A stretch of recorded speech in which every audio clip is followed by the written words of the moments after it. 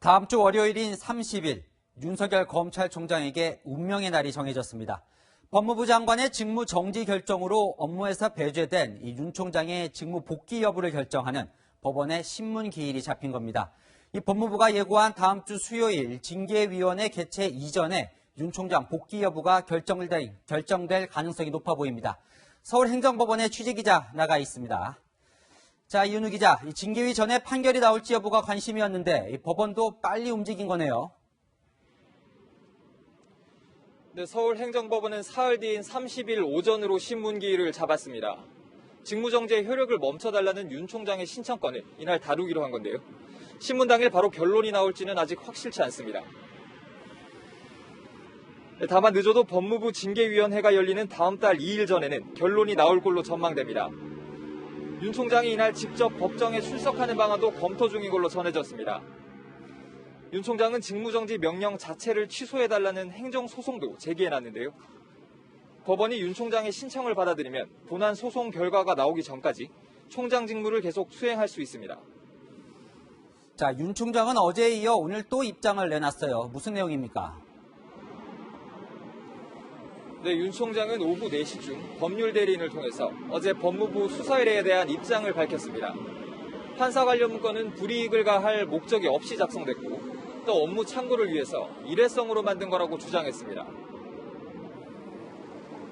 윤 총장 측은 문건 작성이 서울고검의 공판 업무 매뉴얼을 따른 것이라고도 주장했는데요. 이 지침에는 검사들이 재판부 특성을 파악해 대처해야 한다는 내용이 담겨 있다고 설명했습니다. 또 법무부가 혐의가 무엇인지도 제대로 알려주지 않고 징계를 청구했다며 관련 기록을 달라고 요구했다고 밝혔습니다. 다음 달 2일 징계위원회 대응을 위해 특별변호인을 선임한 윤 총장은 직접 징계위에 출석하는 방안도 검토하고 있습니다. 지금까지 서울행정법원에서 전해드렸습니다. 이 전국엔 59개의 일선 검찰청이 있는데요. 90% 이상이 집단 행동에 참여하며 이 검찰총장 직무 배제, 철회를 요구했습니다. 이 추미애 장관의 측근 이성윤 검사장이 이끄는 서울중앙지검의 부장검사와 평검사들도 합류를 했는데요. 추 장관, 여기에도 아랑곳하지 않았습니다. 검사들의 요구를 일축하며 오히려 검사들을 나무랐습니다. 안건우 기자입니다. 추미애 법무부 장관 측근인 이성윤 서울중앙지검장 밑에서도 장관을 향한 비판 목소리가 나오고 있습니다. 전국 최대 규모 검찰청인 서울중앙지검 소속 검사들은 윤석열 검찰총장에 대한 법무부 조치에 반발하고 나섰습니다. 오늘 오후 중앙지검 부장검사 30여 명은 입장문을 통해 검찰총장에 대한 징계 청구와 직무집행 정지는 검찰의 정치적 중립성과 직결된 문제라며 검찰총장 임기제의 취지와 법치주의 원칙을 저해할 수 있다고 밝혔습니다. 입장문을 내기 전 논의 과정에서도 추 장관의 조치가 위법하고 부당하다는 데 이견이 없었던 것으로 전해졌습니다. 중앙지검 평검사들 역시 어젯밤 비슷한 내용의 성명을 발표했습니다. 전국 지방검찰청과 지청 59곳의 평검사 대부분이 비판 성명에 동참한 상황. 추미애 법무부 장관은 입장문을 통해 검사들의 집단 행동을 비판했습니다. 추 장관은 검찰 조직이 받았을 충격과 당혹스러움을 충분히 이해한다면서도 판사 불법 사찰 문건에 대해선 아무런 언급이 없고 당연시하는 듯한 태도를 보고 큰 인식의 간극에 충격을 받았다고 했습니다. 그러면서 윤 총장에 대한 조치는 충분한 진상 확인과 방대한 근거 자료를 수집해 이루어진 것이라고 했습니다. 추 장관은 앞으로도 대내외 다양한 의견을 충분히 참고해 법과 절차에 따라 징계 절차를 진행하겠다며 사실상 검찰 내부의 재고 요청을 거부했습니다. 채널A 뉴스 안건우입니다. 추미애 장관은 대검 판사 문건 의혹에 집중하고 있죠. 애초엔 윤석열 검찰총장 감찰 내용에 들어있지 않았던 사안인데요. 추 장관의 의혹 제기 이후에 곧바로 수사에 착수했습니다. 그 과정에서 의문이 제기되고 있습니다. 자, 검찰청법엔 법무부 장관이 일선 검사를 지휘할 수 없도록 되어 있는데 이 법무부가 대검 감찰부와 직접 이 사안을 교감하고 있다는 의혹이 제기된 겁니다. 자세한 내용은 남영주 기자가 보도합니다. 추미애 법무부 장관이 이른바 판사 불법 사찰 의혹을 제기하며 윤석열 검찰총장의 직무집행 정지를 발표한 건 지난 24일 오후 6시쯤.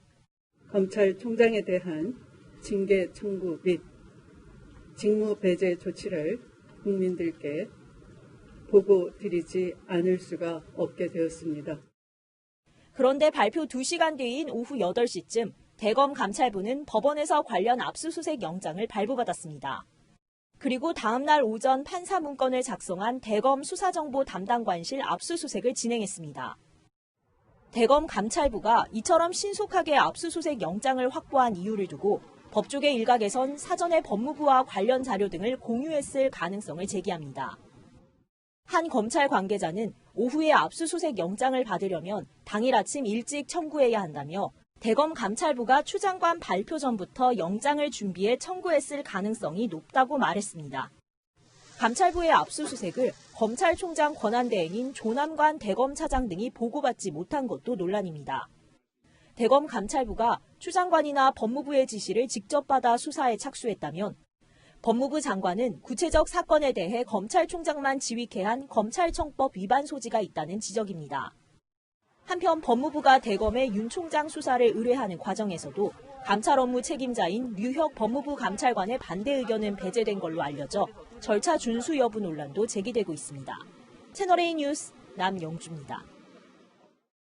이 와중에 외부위원으로 구성된 법무부 자문기구 이 감찰위원회도 법무부의 문제 제기를 하고 나섰습니다. 평검사를 징계할 때도 감찰위가 열리는데 하물며 검찰총장을 징계하는데 한 번도 감찰위원회가 열리지 않았다는 겁니다. 이 법무부는 최근 감찰 전에 감찰위원회를 개최하지 않아도 되도록 규정을 바꿨죠. 감찰위는 윤석열 검찰총장 징계위 개최 이전에는 무조건 소집해야 한다고 요구했습니다. 이지훈 기자입니다. 법무부가 정한 윤석열 검찰총장 징계위원회 개최일은 다음 달 2일. 원칙과 절차에 따라 엄정하게 징계 절차를 밟도록 하겠습니다. 윤 총장 해임까지 정할 수 있는 징계위원회가 닷새 앞으로 다가왔지만 법무부는 윤 총장 감찰 전으로 감찰위원회를 한 번도 열지 않은 걸로 확인됐습니다. 감찰위원 대다수는 징계위원회가 열리는 사실도 언론 보도를 통해 접한 걸로 알려졌습니다. 이에 감찰위원 11명 중 6명이 어제 법무부에 감찰위원회 임시회의를 열게 해달라는 공문을 보냈습니다. 개최 시기는 무조건 징계위원회가 열리기 전으로 해달라는 입장도 밝혔습니다. 현재로선 징계위 하루 전날인 다음 달 1일 열릴 가능성이 높습니다. 비법조인 출신인 한 감찰위원은 채널A와의 통화에서 평검사 징계를 논의할 때도 감찰위원회를 열어 의견을 참고해왔다며 법무부가 검찰총장 징계라는 중대 사안을 두고 감찰위를 한 번도 안 여는 건 이해하기 어렵다고 비판했습니다. 앞서 법무부는 이달 초 중요 사안 감찰 전 감찰위원회의 자문을 받아야 한다는 감찰 규정을 받을 수 있다로 바꿨습니다. 이를 두고 법무부가 윤 총장 감찰 등에 대한 감찰위 의견 수렴 과정을 건너뛰려 했던 것 아니냐는 지적도 나옵니다. 채널A 뉴스 이지훈입니다. 정치권도 윤석열 총장의 직무정지 문제로 마비됐습니다. 더불어민주당은 윤석열 총장 사퇴를 넘어서 형사처벌까지 언급하고 나왔습니다. 추미애 법무부 장관이 거론한 윤 총장의 6가지 감찰 사안 중에 특히 판사 문건을 집중적으로 문제 삼고 있습니다. 먼저 이현수 기자가 여당의 움직임부터 보도합니다. 더불어민주당은 윤석열 검찰총장의 재판부 사찰 의혹을 범죄 행위로 규정하며 철저한 수사를 촉구했습니다. 검찰의 판사 사찰은 사법부 독립과 법치주의에 대한 도전이며 민주주의의 근간을 흔드는 중대 사안입니다. 윤석열 총장의 감찰과 수사는 법과 원칙에 따라 증거에 근거해서 엄정하게 진행되어야 할 것입니다. 윤 총장이 소송전에 나서고 일선 검사들이 반발하는 데 대해선 특권의식에 빠져 있다고 비판했습니다. 대한민국은 지동설의 나라입니까? 검동설의 나라입니까? 대한민국 법은 검찰을 위해 존재하는 것입니까? 당내에선 윤 총장의 재판부 사찰 의혹을 두고 직무 배제를 넘어 형사고발돼 처벌받아야 할 사안이라거나 공수처를 출범시켜 철저히 수사해야 한다는 주장까지 나왔습니다. 스스로 거취를 결정하라고 주문하던 것에서 한 발 더 나가 형사처벌까지 거론하며 압박 수위를 높이고 있는 겁니다. 민주당 내에선 형사처벌 언급을 두고 윤 총장을 사퇴시키려는 목적이 큰 것 같다는 해석이 나옵니다. 금고형 이상의 형을 받게 되면 파면되는데 윤 총장의 임기인 내년 7월 전에 결론이 나오긴 쉽지 않아 보입니다. 1심에서 형사처벌을 받더라도 윤 총장이 불복할 경우 최종 판결이 날 때까지 상당한 시간이 걸릴 것으로 예상되기 때문입니다. 민주당은 추가적으로 특임검사 도입 등도 검토할 계획입니다. 채널A 뉴스 이현수입니다. 국민의힘은 이낙연 민주당 대표가 먼저 꺼낸 국정조사를 반격카드로 밀어붙이고 있습니다. 오늘 추미애 법무부 장관에 대한 국정조사 요구서를 제출했고 문재인 대통령도 입장 표명을 하라는 청와대 앞 릴레이 시위를 시작했습니다. 이어서 안보겸 기자입니다. 국민의힘은 추미애 장관의 윤석열 총장 직무정지 명령 등을 법치 문란 사건으로 규정하고 국정조사 요구서를 국회에 제출했습니다. 소속 의원들과 국민의당, 무소속 의원들까지 포함해 110명이 공동 발의했습니다. 윤석열 검찰총장에 대한 일방적인 불법 감찰, 수사 지휘, 인사 등으로 야기된 대한민국의 법치 파괴 행위여서 당연히 국정조사가 필요한 사안입니다. 조사 범위에는 여권이 주장해온 윤 총장의 측근 비호 의혹과 검찰특활비의 자의적 사용 의혹까지 포함시켰습니다. 그러면서 민주당이 제안한 국정조사인 만큼 수용하라고 압박했습니다. 이낙연 대표께서 제안하신 그런 윤석열 국정조사 민주당에서 바로 임해주시기를 바랍니다. 더 이상 민주당은 식물 당대표로 만드지 마시고. 국민의힘 초선 의원 전원은 대통령의 침묵으로 대한민국을 독재의 낭떠러지 끝으로 몰아넣었다는 성명을 발표한 뒤 청와대를 찾아 질의서를 전달했습니다. 무엇이 그렇게 두려우신 겁니까? 무엇이 그렇게 여러분들을 청와대 안에 꼭꼭 숨게 만드는 겁니까? 초선 의원들은 대통령이 입장을 표명할 때까지 청와대 앞에서 릴레이 시위를 이어갈 방침입니다. 채널A 뉴스 안보겸입니다. 자, 이렇게 문재인 대통령이 입장을 밝히라는 목소리가 커지고 있지만 청와대는 오늘도 조용했습니다. 법무부 검사징계위원회가 윤석열 총장 징계에 대한 결론을 내린 뒤에야 대통령의 결정이 나올 방침입니다. 청와대 분위기는 강지혜 기자가 취재했습니다. 문재인 대통령의 윤석열 검찰총장 거취에 대한 언급은 빨라야 다음 달 초에나 나올 것으로 보입니다. 청와대 관계자는 징계위 결과에 따라 대통령이 할 수 있는 일이 있으면 할 것이라고 말했습니다. 지금은 징계 절차가 진행 중인 만큼 입장을 내놓기 조심스럽지만 징계에 대한 결론이 나온 뒤에는 자연스럽게 대통령이 입장을 내놓을 거라는 얘기입니다. 징계위원회 회의는 다음 달 2일로 예정돼 있습니다. 검사징계법은 해임이나 면직, 정직, 감봉의 경우에는 법무부 장관의 제청으로 대통령이 집행하도록 규정하고 있습니다. 국민의힘은 징계위 절차가 대통령의 윤 총장 거취 결정을 위한 명분 쌓기용 아니냐고 지적합니다. 대통령의 의지에 따라 임기를 채우지 못했었던 역사를 볼 때 대통령은 검찰총장의 진퇴에 대해 전권을 갖고 있음이 분명합니다. 청와대는 문 대통령이 정치적 결단으로 윤 총장을 해임하라는 야당의 요구는 받아들일 수 없다는 입장입니다. 검찰청법에 규정된 사유 없이 윤 총장을 해임할 경우 위법 논란에 휩싸일 수 있고 정치적 부담도 크기 때문입니다. 청와대 관계자는 마음에 안 드니까 그만두라고 하라는 건 대통령한테 불법을 저지르라는 얘기라고 잘라 말했습니다. 문 대통령은 오늘 오전 청와대에서 열린 2050 탄소중립 범부처 전략회의에 참석했지만 윤 총장의 직무 배제와 관련해서는 어떤 메시지도 내지 않았습니다. 채널A 뉴스 강지혜입니다. 윤석열 검찰총장의 운명의 날이 정해졌죠. 사회부 정현우 기자와 살펴보겠습니다. 자, 이 다음 주가 운명의 한 주인 거죠? 네, 그렇습니다. 다시 정리를 해보면요. 윤석열 총장이 직무 정지를 멈춰달라고 낸 가처분 신청, 오는 30일 서울행정법원에서 신문이 열립니다. 그리고 이틀 뒤인 다음 달 2일에 징계위원회가 열리는데요. 그런데 앞서 보셨듯이 감찰위원회 위원들이 요구한 임시회의가 징계위원회 하루 전인 1일에 열릴 가능성이 높습니다. 그러니까 다음 주 월, 화, 수 이제 계속 되는 거네요. 자, 하나씩 짚어볼까요? 감찰위원회가 징계에 반대를 하면 어떻게 됩니까? 감찰위에서 사실 어떤 목소리가 나와도 징계위 결정에 미칠 영향은 크지 않을 걸로 보입니다. 앞서 보셨듯이 감찰 규정이 이미 바뀌어서 감찰위의 자문이 의무가 아닙니다.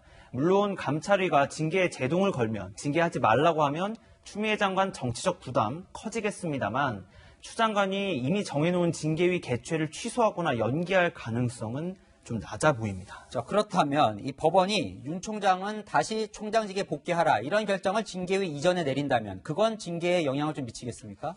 징계위원회가 좀 압박을 받을 걸로 보이는데요. 일단 법원이 어떤 것들을 판단할 걸지를 좀 살펴보면요. 윤 총장은 가처분 신청과 함께 직무정지 취소 행정소송도 냈는데요. 소송 결과까지는 오랜 시간이 걸리니까 그 사이에 입을 이 직무정지로 인한 피해를 구제해달라는 게 가처분입니다. 30일에 열릴 법원 신문에선 그러니까 이 직무정지 사유들이 일일이 다 옳고 그르냐를 따지는 게 아니라요. 윤 총장이 당장 입을 직무정지로 인한 피해가 얼마나 큰지를 주로 살피게 됩니다. 자, 이 추미애 장관의 오늘 입장문을 봐도 이 윤 총장은 복귀하면 안 된다면서 드는 이유가 이른바 이 대검의 판사 문건이에요. 이 윤 총장을 복귀할지 말지를 결정하는 법원 판단에도 이게 영향을 미치겠죠. 네, 추 장관이 오늘 오전에 밝힌 입장문을 보면 판사 사찰로 의심된다는 이 문건의 심각성, 중대성, 긴급성을 거론하면서 직무정지가 그래서 불가피했다 이렇게 얘기를 했습니다.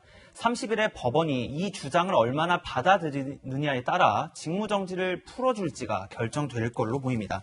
정식 행정소송에서도 이 문건의 성격이 쟁점이 될 전망인데요. 윤석열 총장과 대검찰청은 미행이나 도청도 아니고 공개된 정보를 정리하거나 검사들에게 물어본 정보를 일부 정리한 게 어떻게 사찰이 될 수 있냐 이런 입장을 고수하고 있습니다. 어제 윤 총장 측이 공개한 문건을 좀 살펴보면요. 판사의 학력이나 이력은 대부분 법조인 데이터베이스 자료를 정리한 수준이었습니다. 네, 지금 보시고 있는 그래픽이 저희가 보는 법조인 데이터베이스인데 이거는 일반인도 돈만 내면 볼 수 있는 자료라서 이걸 문제 삼기는 좀 쉽지 않아 보입니다. 그럼 이제 학력, 이력 말고요. 나머지는 좀 문제가 될 소지가 있어 보이나요?